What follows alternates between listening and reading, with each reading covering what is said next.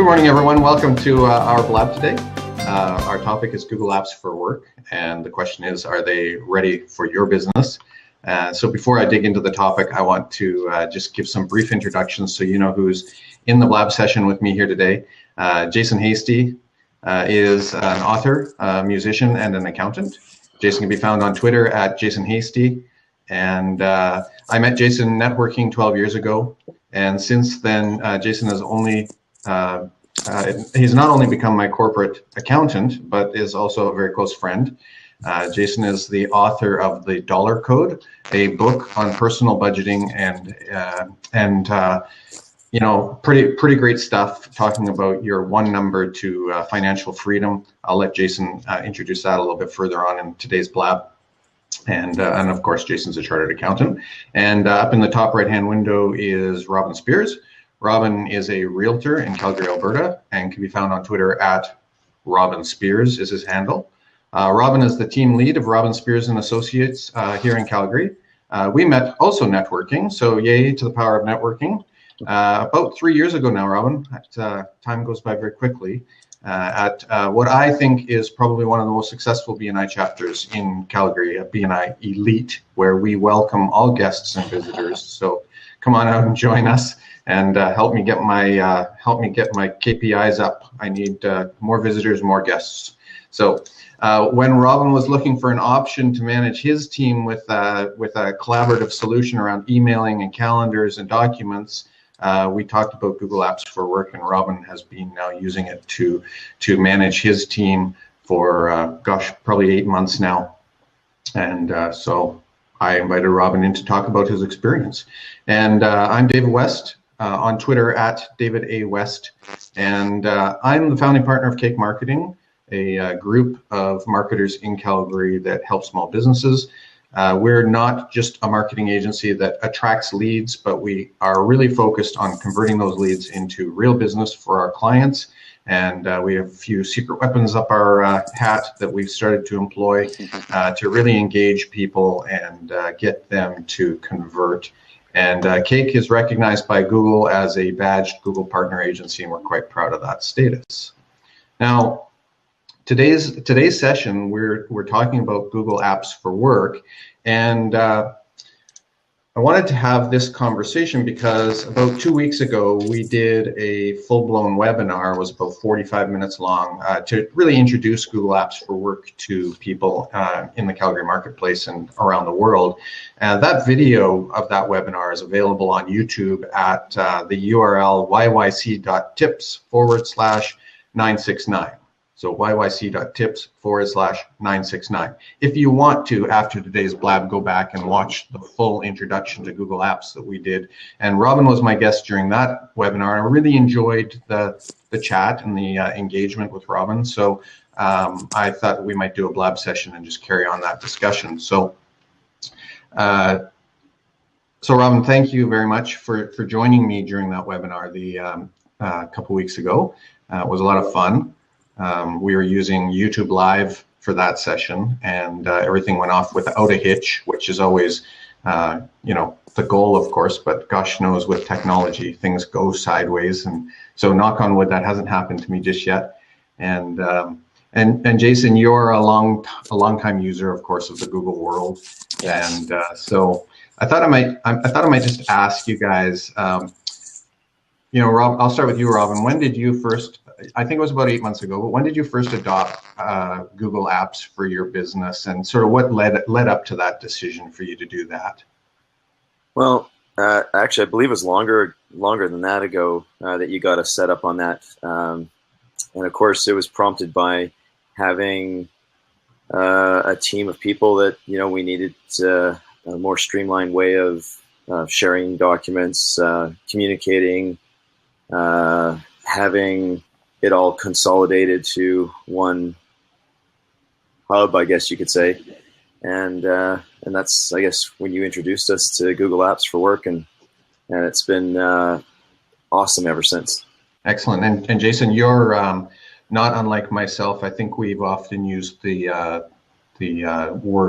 four-letter word when we describe ourselves. That is, of course, geek. You probably are an early adopter of Gmail. I'm guessing when it was still clunky and hardly useful. So tell me a little bit about how you're using Google Apps in your businesses now, because as I said earlier, Jason's an author. He's an IT professional. He's a chartered accountant, and so on and so forth. So, Jason, the floor is yours. Yeah, what really got me into Google at the start was the exclusivity of it, where you had to be invited into Gmail, right? And so that's I didn't really like all the spam I was getting on Hotmail, and searching my Hotmail, I get a lot of email, and so I'm a big person for keyword searches, and I really liked the searching on Gmail. So that's what got me into Gmail. And then I think I was talking to you about the Google Apps years ago, when it was still free, when they were doing all their trialing and testing. And so I got into Google Apps. So I use the domain names through my Google Apps for actually 2 of my businesses. And it's worked really, really well for that. I use things like Google Drive all the time. I love the remote sharing, and I actually use QuickBooks at 2 separate locations. And what I do is I have my QuickBooks data files on my Google Drive, and so I'm able to access my QuickBooks data from 2 different locations, which is really, really cool. Right. I love the ability to synchronize the files, and it just seems to do it quite seamlessly. Right, and that's a couple really important things there. One is you must be really old, because I don't even remember when Gmail was by invitation only, and and the second point you made, I think, is really quite brilliant, and that I think a lot of people it may be lost on, is that Google Drive, as being part of the apps suite, allows you to use QuickBooks in more than one location. Without having to necessarily subscribe to an online version of QuickBooks. You can sync your data between Google Drive, and so I think that's pretty powerful, especially when so many businesses are outsourcing, of course, primary accounting, but also just day-to-day bookkeeping. And so, I envisage a lot of businesses syncing scanned copies of receipts and statements from credit cards and stuff into Google Drive, and then their accountant, bookkeeper being in a total different part of the world even, and sort of organizing that stuff and doing the day-to-day bookkeeping and stuff. So really great stuff. Exactly, and I like the point that you touched on. I thought you touched on a really good point there with me being brilliant. Oh, I thought it was going to be the age one, but with age comes brilliance, right? So. True enough. And Robin, you're next. We'll have a go at you in a minute here. I got to stick, so it's all good.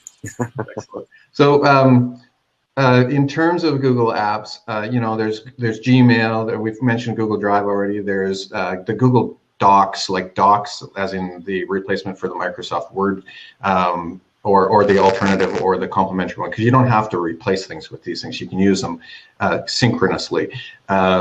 Sheets. Slides, which I've started using more and more often now particularly when I'm doing live streams.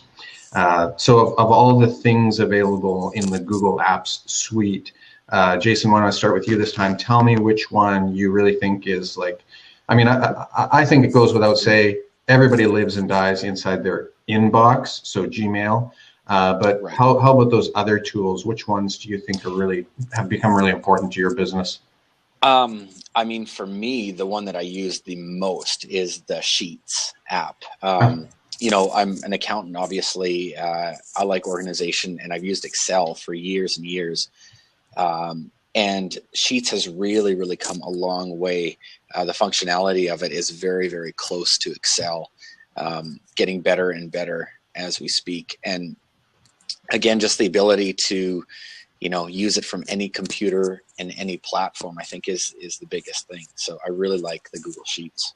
Right, and one thing that I'm sure you probably noticed, but in Sheets now in the lower right-hand corner, there's this little smart icon. If you click it, it slides out a little sidebar, and it starts to present your data in graph formats. It shows you all different variations of your data visually. And it's really cool, because when you're dealing with things like say, like we're constantly dumping data out of Google Webmaster Tools, for example, to track positions in search with keywords and phrases, or things even like interactive, call records for inbound calls for tracking calls. And now, as long as the data is in the sheet, Google is actually starting to give you options to literally just pick pie charts and graphs and drag them out and drop them into your sheet, and that so it makes it almost a tool that you can really quickly curate data for, and then present it back to your customers in the form of a report or a dashboard. Some really nice stuff happening there.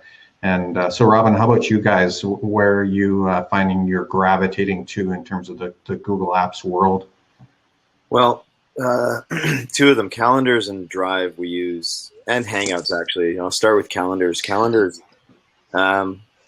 it's fantastic because everybody on our team, our client care manager can manage all of our calendars for us. If we're in a meeting, for instance, and another, someone's calling to schedule a meeting, they can call our client care manager, Marion, and she can input it in our calendar where there's a free spot. Right.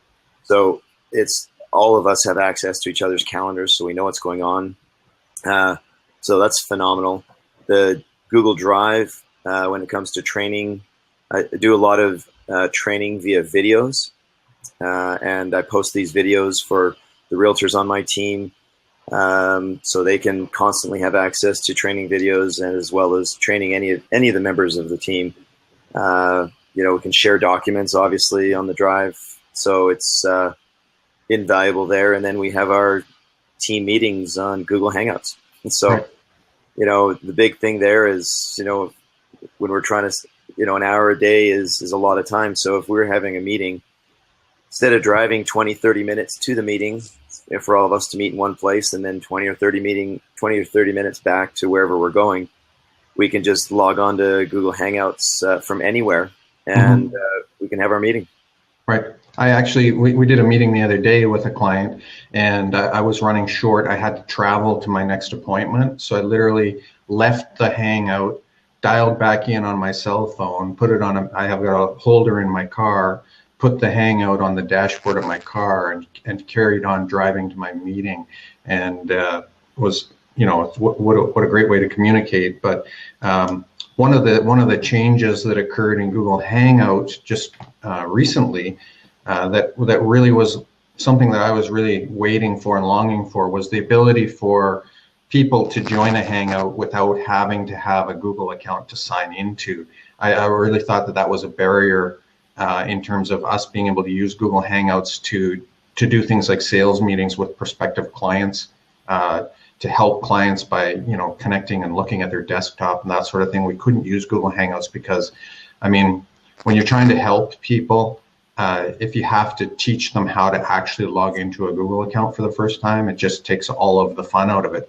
But now that they can click, enter their name, join the Hangout, it's really it's come of age. We love Google Hangouts. The thing with the Google Apps for Work, I find, is that it's not uncommon to log in and find new functionality and new features that Google's introducing, and it's not every day, but it's kind of like Easter. Have you guys ever done any presentations using Google Slides? I haven't. Yeah, I did the webinar that you and I did, actually, David. Right. That was my first introduction to slides, and yeah, it worked really well. I'm still on the Microsoft PowerPoint. I know more about it, so I haven't transitioned to Google Slides yet. But yeah, definitely, I think it's a great platform. And I know, Robin, you use Keynote, I think, on your Macs. Have you thought about using Google Slides? Yeah, if I ever get any time, I'll give it a try, because for obvious reasons, I actually tried. Funny enough, one of the apps, was it Image? Is it called? Imager, maybe. It sounds like it's an app, right? I was editing some JPEGs or something like that, and I found that very easy to use. The Google apps are pretty straightforward. If you've got any kind of basic computer knowledge, you'll be fine. Right. And for slides, because, I do a lot of keynotes and a lot of training sessions for clients, and I was always nervous to transition away from Keynote to using Google Slides because I'm always worried that the venue I'm going to go to doesn't have internet or has sketchy internet or, a wireless Wi-Fi connection that you just can't rely on. So I haven't switched for my professional speaking and presenting. I think I'll continue to use Keynote for a long time. Where I use slides and I really enjoy using it is a couple places. One, absolutely internally for doing training, so training staff. All that sort of in-house stuff that I do, I'm using Google Slides because it's really easy now because the whole team is on Google Apps. It's easy for me to share it out to everybody. And I'm using it during live webinars and stuff where I'm live streaming from my desktop because, let's face it, if I lose my internet connection, everything stops. So it doesn't matter if it's just the slide deck that goes down. It will never be just the slide deck. It will be the entire computer rebooting, I'm sure. And then the last place that I've started using Google Slides is in the creation of public area displays. And those are, of course, big television screens in reception areas where people come and go and they see the slides transitioning. And Google Slides has given us the ability where we're going to start offering some of our clients, many of whom are dental practices. They want these digital displays with rotating messages in their reception areas. So we're going to use Google Slides to facilitate that. And so we can set up their office, get the slide deck running, and then literally the marketing team in my office can do updates and changes and keep that fresh with new messaging on an ongoing basis. And our clients just automatically will see those changes and updates because it's all in the cloud. And so very cool technology when so you got sometimes to really use all of the functionality in Google Apps, like Jason, like you syncing your QuickBooks files and stuff. Like those are things you kind of have to think outside of the box of normal to really leverage the full power of all these things. And so it can be pretty cool. Do you guys, with Google Apps, there's a lot of third-party applications or plugins to add functionality to things like Gmail and calendaring. So is there any favorites that you guys have adopted that you're using on a regular basis? Jason, why don't you start? Yeah, that's actually a good question. I actually offhand can't think of any because they've just become so seamless with the Gmail that I use. I mean, from ones, I guess, as little as the send and archive. I've got a send and archive button. So now when I reply to an email and I send it, it archives the original email and that email too. I'm trying to think. I should go onto my Gmail screen and see. Sure. And how about you, Robin? Well, Jason's having a peek in there to see. I use Boomerang. I find it awesome because there's times where maybe sending an email right now isn't appropriate, but then I'll send it at a time where maybe I won't be able to send it, so I can schedule it in advance.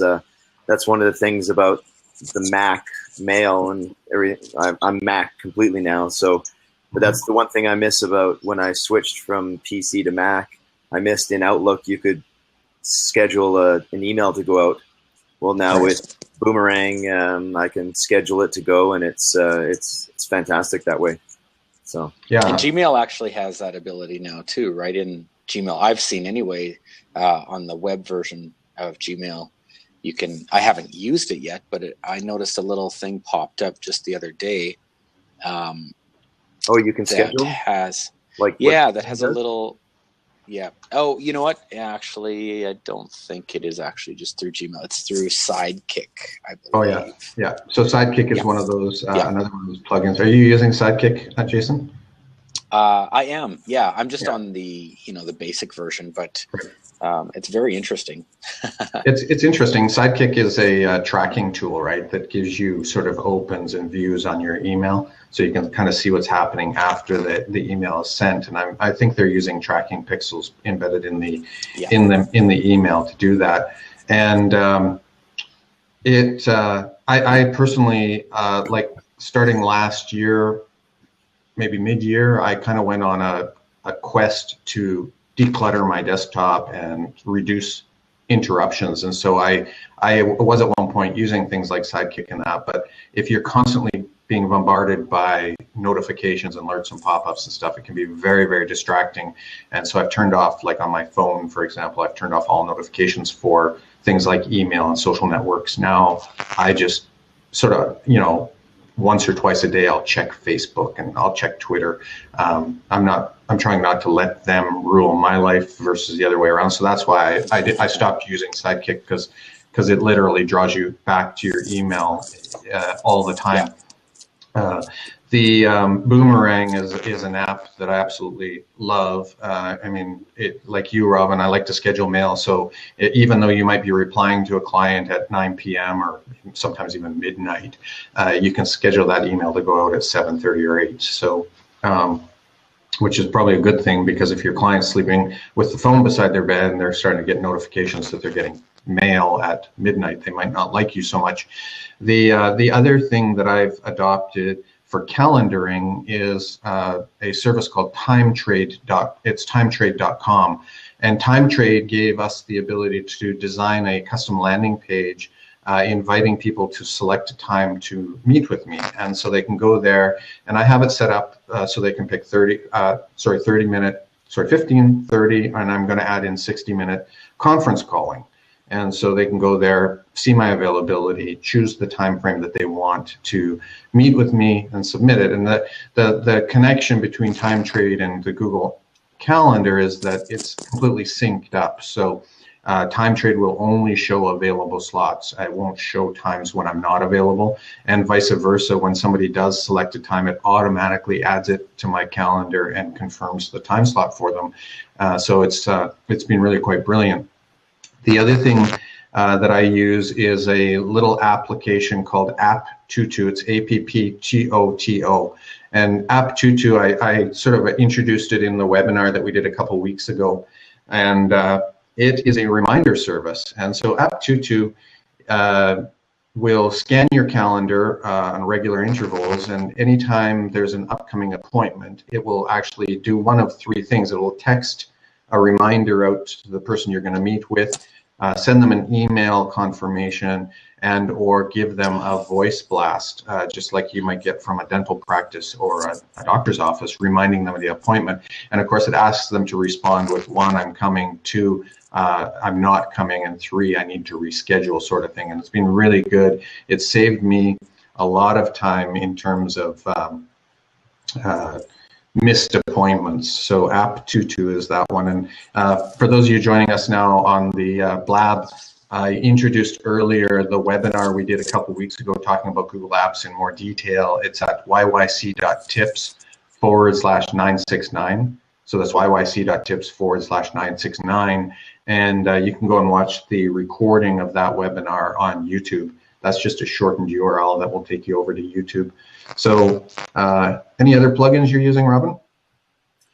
No, actually, that's the only one for now. All right, perfect. So Robin, as a business owner, team leader, how did you find the transition switching from the way you used to do things to adopting Google Apps for work in your workplace? And if you don't mind, just sort of talk about sort of the pleasures and the pains that occurred as a result of that switch. Well, there wasn't much pain.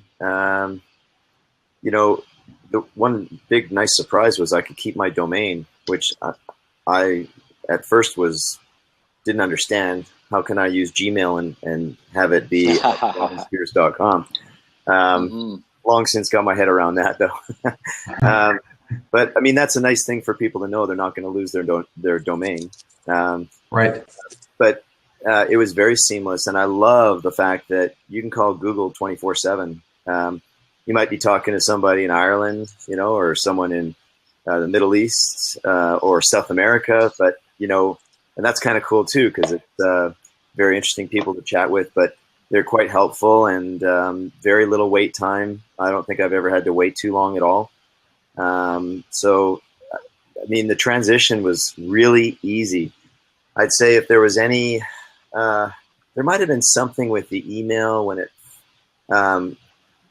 but that might not have been Google. That might have been where my domain was being hosted and being redirected. But really, I can't think of any pain. It was a little bit of a learning curve in some cases, but for the most part, those questions were answered really quickly, either through guys like you, David, or calling up Google 24/7. Right. Good point too, because with your Google, as soon as you become a subscriber to Google Apps, you get a PIN number, and you can call Google's toll-free number, give them your PIN number, and it's one thing I have to say. Google, probably in the last 4 years, 3 years, anyways, has got phenomenally good at answering their phone when you call for support for any of their services. Google Enterprise, Google Apps. AdWords, you name it. Google's really good at answering their phone calls, which is pretty impressive given the size and scope of the number of calls that I'm sure that they're dealing with. I can, just in fairness to everyone, I can tell you that switching to Google Apps for work, because we transition a lot of businesses, it doesn't always go perfectly well. Some people do struggle with the transition. Now, most people, like when we're talking to clients about that transition, say they have 6 or 8 or 15 people in their office, I will say to them that most of the people in your office already know the Gmail interface. They already know how these things work because they're probably using it. And there's so many people using it personally with a free Gmail account. So the transition for the individual employee is not usually very difficult. Where we have sometimes struggled is in creating some continuity between, people who have lived and died in software on their desktop, like Outlook, for example, where all their contacts from an eon are residing, that some people have a remarkably large amount of email stored on their computers. And so transitioning sometimes a large group and exporting their mail from their desktop into the cloud, getting all of the contacts out of sometimes outdated software from their desktop into the cloud. Sometimes, honestly, it can be quite a struggle. And then no matter how we put it, some people struggle with any kind of change in technology. And so when, if a person really truly loves using Outlook, for example, and the calendaring version of Outlook, all that stuff that comes with that, and then you try to switch them to a completely cloud-based scenario, some people have a tough time wrapping their head around this concept that they don't have to have software, they just log into really a website. But there are ways around that, and so some clients end up continuing to use their Outlook, for example, just by connecting to the Google Mail through IMAP services and stuff. And so there's ways of overcoming it. But I didn't want to leave everyone thinking that the switch to Google Enterprise or Google Apps is always smooth sailing. Sometimes there are struggles. Sometimes there are hurdles to overcome, trying to work with some legacy systems. And in terms of that transition, I would suggest that 90% of the time it goes very, very smoothly. And if we're dealing with small businesses, entrepreneurial type businesses, then that transition usually it's simple and really a no-brainer. If you're thinking about switching your business to Google Apps too, I think it's worth saying that it is not in beta and it's not free anymore, but it is one of those softwares as a service that I refer to as nearly free. It's $50 per year per user for so much data storage and everything. I mean, most people would never ever fill their enterprise account. They just don't. It's hard to create that much data. I had one off-topic question that I just wanted to ask you guys because I have you here and I can't. As a point of interest, what is your favorite mobile app? And it's open, fair game. It doesn't have to be a Google Apps app. So if you, for example, if you're loving Facebook, or if you found a new app, Jason, the Dollar Code has its own app. I mean, gosh, you gotta love that. Definitely my favorite by far would be the Dollar Code, of course. Fabulous. So the Dollar Code app goes with the book. And I tell you what, I kind of like I like Periscope and the way it works with Twitter. And then, but have to say, I have like I played with it a little bit, but never used it constructively. But I'm trying to wrap my head around how I might use Periscope now to lead up to these types of talk sessions or webinars to see if we can draw some more people in to watch. Robin, do you have a favorite app? That's a tough one. I'm going to sound like a workaholic because my favorite ones have to do with work. Like I love PDF Expert. That's very relevant for my work. I like Google Maps. I like that app. Can never keep my my car GPS up to date without spending a ton of money. And Google Maps app is always up to date. You've got a constant GPS with you, updated. Yeah. Mm-hmm. So, let's see. Yeah, well, and that's probably it. I know I'm going to sound like a workaholic. It's the functional work that I like.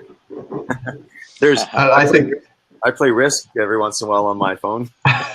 Okay, perfect. I play Risk every morning when I get up. Is it the Blood and Honor app, or is it one of the others? No, it's the Game of Life.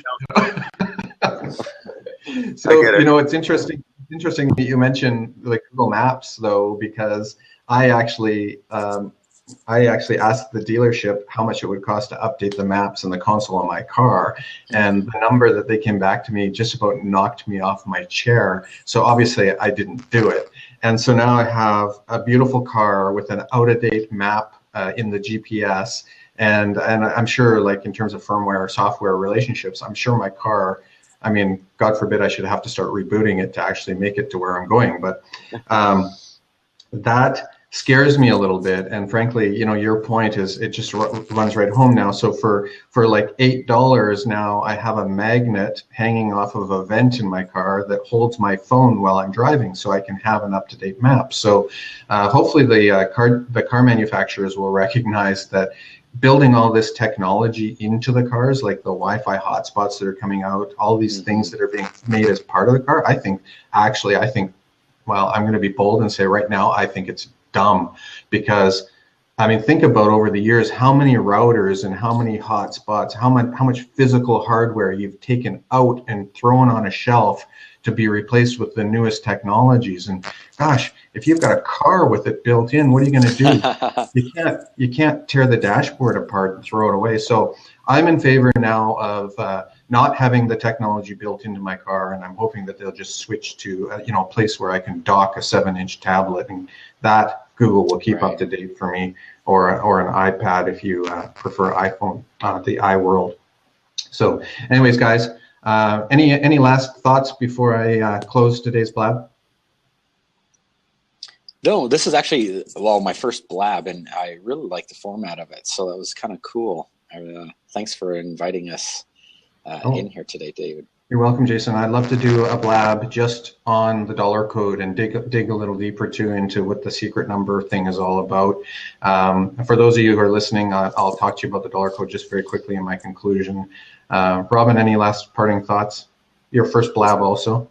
Yeah, it's my first Blab also. I like the format as well. It's nice, clean. But if you're considering Google Apps for work, I don't think that there's anything better out there, and I think you should just do it, because it's if it saves me at least an hour and a half a day, that adds up in a year. That's huge. So for $50 a year per user, it's so cheap when you consider. Right. Well, and I think that it's going to get better and better and better. I mean, I already think that Google Apps are great. So I would say now is a time to jump on board, especially if you're transitioning email and all that too. Much better to do it sooner than later too. Right. Good points, guys. Thanks so much. So I want to invite everyone here today to pop over and discover more about the dollar code.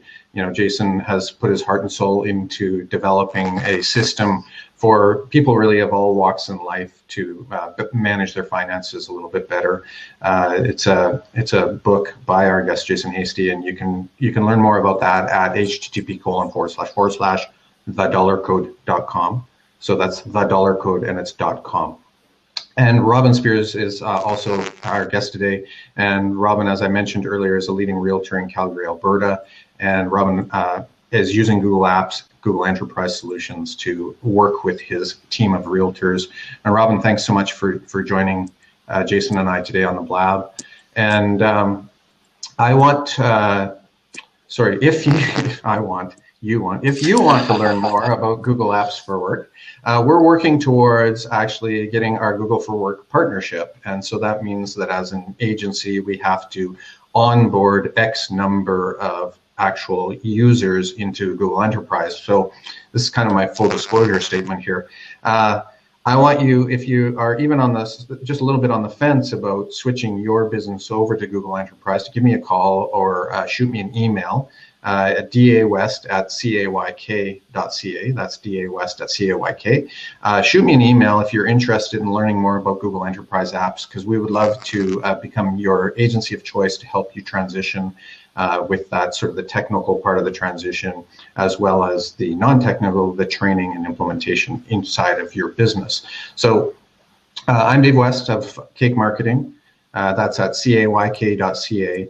And I just want to remind everyone before I close that our mantra is that if you market to the world can be your market. And I'm so thankful to have had you join us all here today. I hope you have a great weekend.